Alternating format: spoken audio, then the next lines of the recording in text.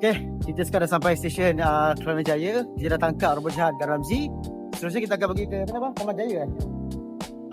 Stesen berikutnya Taman Jaya. Robot jahat yang menunggu kami di LRT Taman Jaya, kita ada Trafiko. Jadi kita tangkaplah Trafiko di LRT Taman Jaya. Kita berhenti sekejap dekat Kampung Baru untuk makan sarapan pagi. Lepas tu kita akan sambung balik misi kita untuk menangkap robot-robot jahat. Pada perancangan asalnya, kami nak singgah pasar seni untuk tangkap Camellia dan juga Bulbabot. Tapi sebabkan hari ini adalah cuti umum, shop yang ada di customer service pasar seni dia tak buka. Misi menangkap robot-robot jahat di Repek KL ni memerlukan tenaga yang banyak.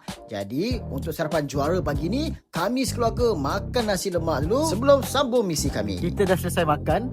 Sekarang kita akan pusing balik. Kita tak akan teruskan perjalanan ke Jelatik, tapi kita akan tukar naik monorail pula. Disebabkan customer service center di pasar seni tak buka, jadi kami telah buat keputusan untuk tukar naik ke monorail lain pula. Sebab kat sini ada lagi 4 chop yang boleh kami dapatkan.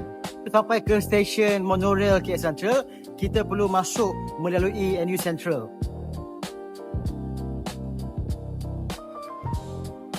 Chop kali ni dia bercabar sikit sebab menurut kaunter kita kena turun bawah. So biarlah abah seorang je turun cari tempat chop tu. Kita kat sana. So mungkin kena lintas jalan dulu kat sini. Di monorail KL Central, kita tak ada robot jahat, tapi kita ada operasi menyelamatkan Rubika.